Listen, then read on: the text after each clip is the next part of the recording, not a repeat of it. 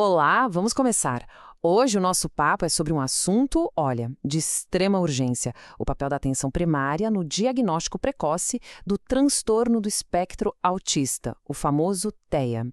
E para a gente começar, fica essa pergunta no ar. Pensa bem, uma ação que leva, sei lá, 5 minutos, ela pode mesmo redefinir um futuro inteiro? Porque, no fundo, a gente não está falando de um procedimento qualquer, né? A gente está falando da chance real de mudar e mudar completamente a trajetória de vida de uma criança e de toda a sua família.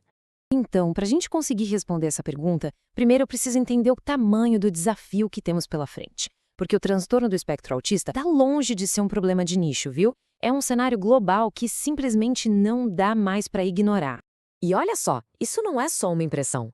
Os números mostram. A prevalência global do TEA está subindo. Isso transforma o transtorno numa questão de saúde pública muito, mas muito relevante. E aqui vem o pulo do gato, sabe? Identificar cedo não é só bom, é que isso gera ganhos terapêuticos que crescem de forma exponencial. Estamos falando de melhorar a comunicação, a interação social, habilidades que a pessoa vai levar para a vida toda.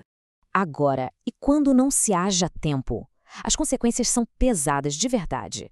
Um diagnóstico que chega tarde demais, ele compromete o desenvolvimento cognitivo, o social, cria um monte de barreiras na escola e, claro, joga um peso enorme nas costas da família. Mas o ponto mais crítico de todos é este: a perda de ganhos terapêuticos. Ganhos que eram totalmente possíveis se a intervenção certa tivesse chegado na hora certa.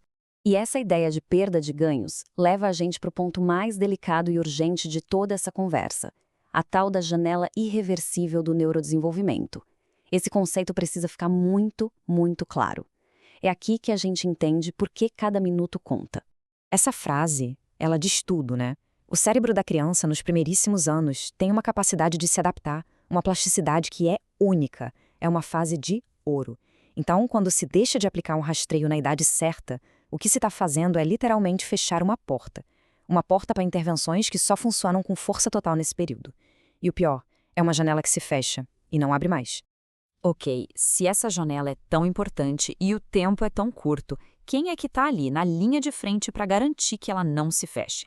A resposta é clara, é o profissional da Atenção Primária à Saúde, a APS. A posição de quem está na APS não é só importante, ela é o centro de tudo. Pense na estrutura do nosso sistema de saúde. Ele foi desenhado para que a atenção primária seja o quê?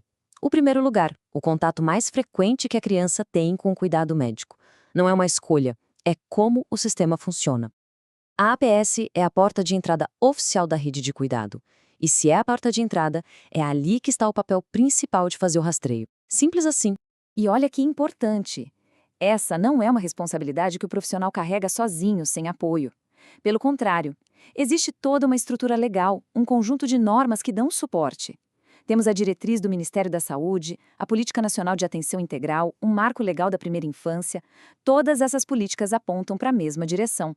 Elas dão base, elas legitimam essa ação de quem está ali, na linha de frente do cuidado. Tudo bem, então o papel é central, tem lei amparando, mas e na prática? Na correria da consulta, como é que isso funciona? A resposta tem nome. É uma ferramenta oficial padronizada chamada MChat. É fundamental entender. O MChat não é uma sugestão, uma ideia, é o instrumento oficial de rastreio. Foi o que o Ministério da Saúde definiu para aquela faixa etária que é super crítica.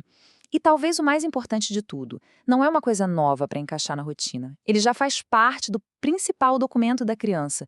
Ele está lá, na caderneta de saúde da criança. E essa frase aqui, ela crava o ponto principal.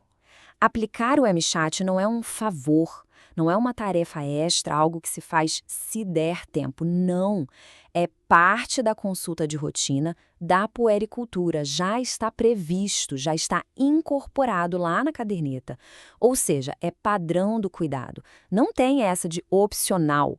Então vamos juntar tudo isso que a gente conversou. Qual é a grande virada de chave, a mudança de mentalidade que precisa acontecer dentro da consulta? Pois é, a resposta para isso é o que pode transformar completamente o atendimento. A mensagem final, então, é essa. É preciso mudar o jeito de enxergar as coisas. Fazer o rastreio de sinais de TEA não pode ser visto como só mais uma tarefa numa agenda lotada. Não é. É uma obrigação sanitária, é uma peça-chave no cuidado da criança e, no fim das contas, é a chave que abre a porta para a intervenção precoce. A chave para um futuro com muito, mas muito mais possibilidades.